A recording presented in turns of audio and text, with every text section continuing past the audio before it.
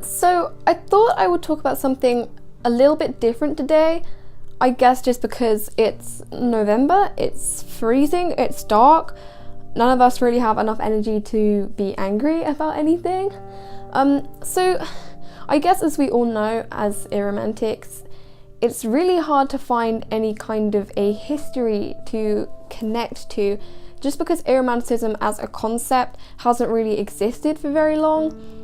However, what we do have to kind of look back on and be validated by, I guess, is times in history when friendship and romance and relationships have been seen in a totally different way to how they are today in modern Western society.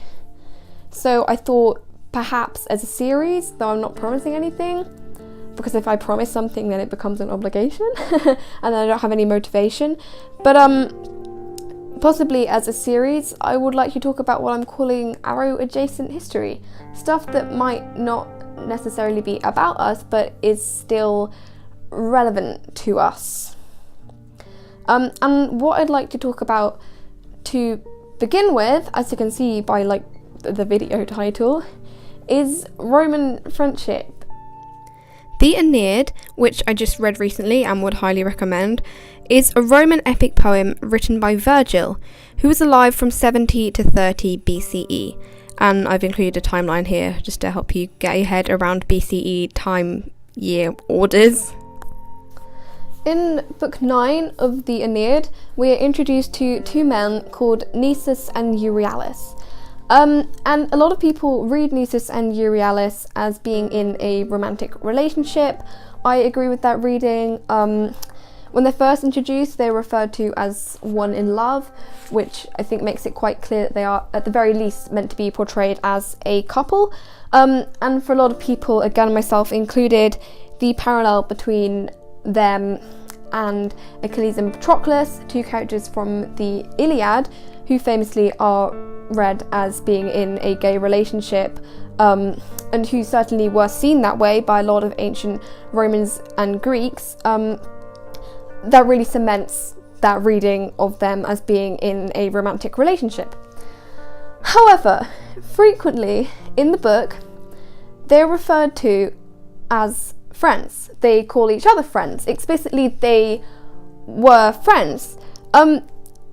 However, what becomes clear as you start to study the Aeneid and their relationship and Roman views on relationships and sexuality and friendships is that them being friends doesn't necessarily mean that their relationship was not romantic. That doesn't disprove anything.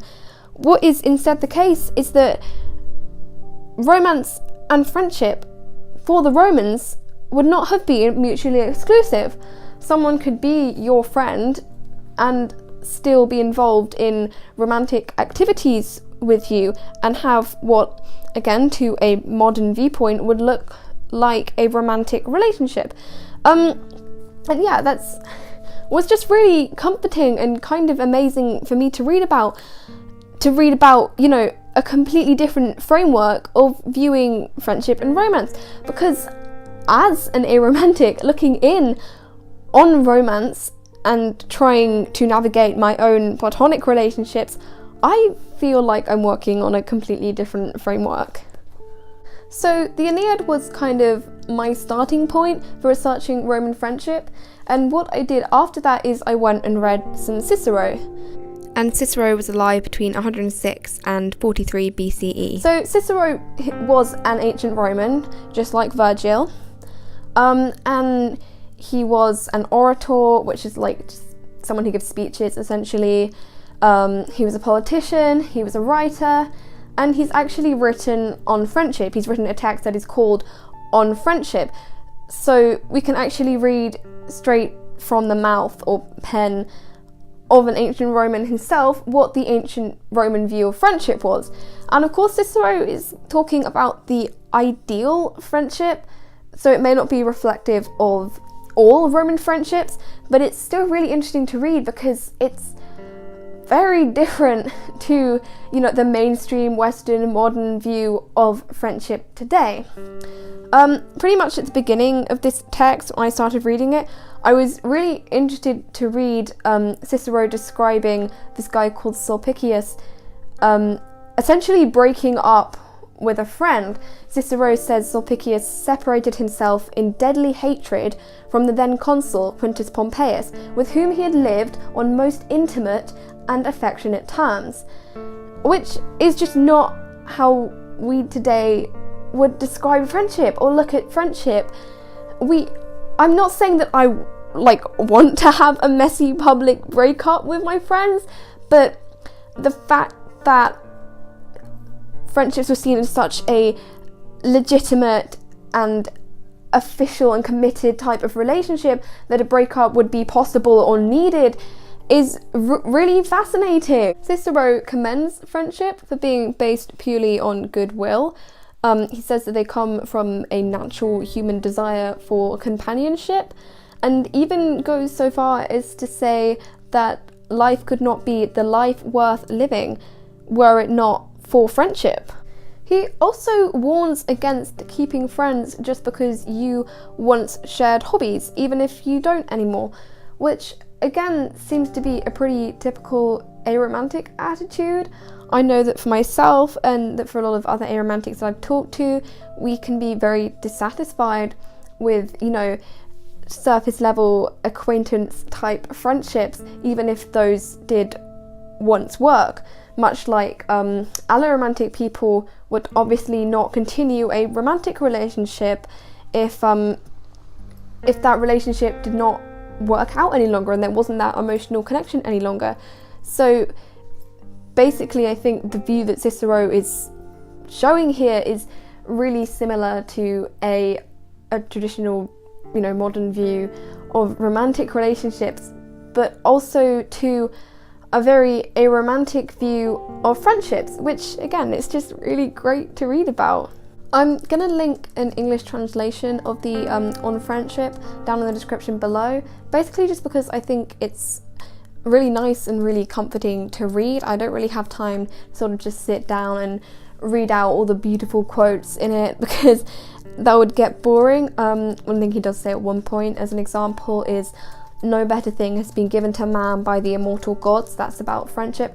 But yeah, I'm going to link that. I'm going to link as much as possible of what I'm referencing, just so you can go and have a look at that yourself. But I would particularly recommend reading the On Friendship because it's really nice. The other thing I read while I was researching is an article called Amicitia in Plautus by Paul Burton.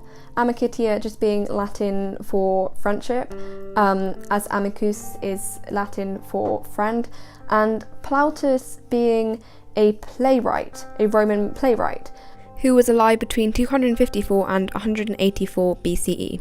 He was a comedian, he wrote comedy plays, and basically the article is just going in depth on how friendship is portrayed in Plautus' plays. So again, it's a look at how the Romans themselves saw their own views on friendship, I guess. Burton identifies 4 stages of a traditional Roman friendship, which are the beginning of the friendship, the development of trust, the mutual favour giving, which is basically a stage where you just throw lavish gifts back and forward, possibly politically motivated, but also with genuine affection, and the final stage being the termination of the friendship. That's the messy public breakups that we talked about before. Something else that Burton notes are the insecurities and the concerns regarding friendship that are outlined in the plays of Plautus. For example, in one play, 2 men are away from their father-in-law for a very long time, and there's a lot of concern there about the friendship breaking down. There's a lot of tension when they see each other again, which I think that even nowadays in a mainstream view of friendship is still very, very relevant and fairly normal. But the other thing that really caught my eye was the other concern that I found really interesting was taking your friends for granted, which I think is possibly thought about less today, I know that a lot of aromantics feel like we are taken for granted because of modern day views of friendship. So yeah, that's the main other thing which I found really interesting about Paul Burton's article, because this idea of being taken for granted seems to be a concern both for us aromantics and for the Romans, and maybe less of one for modern day society. And you know, there's different reasons for that. I doubt that this Roman concern came from, as it comes from for us, this worry about being replaced by a friend's romantic partner, but it was still present. And again, like I've said, it's just really comforting to know that there was a time and a place where your views might have been more normal. So yeah, all in all, if I had to describe Roman friendships, I'd say they were more structured than ours generally are today. They were more respected, they were seen as more essential, and they were not necessarily strictly platonic, which is odd to us, specifically to us as aromantics, is really odd. But also I just find it fascinating, and it's really validating just to hear about a time where the conventions that are associated with friendship today were like didn't even exist yet, you know? Because obviously we as aromantics know that romance is very much socially constructed, and what is a romantic coded activity is very socially constructed. But I think it's really just great to have kind of proof of that and to look into a different time and to see that, yeah, it really was different. So I hope you all found that interesting. I find this kind of thing really interesting, and I don't really know like if other people are also gonna find it interesting, or if I'm just prattling on and I've lost you all by now. But yeah, if you did, or if you didn't, feel free to say, because like I said, I could possibly make more of these in the future if I feel like it. So bye.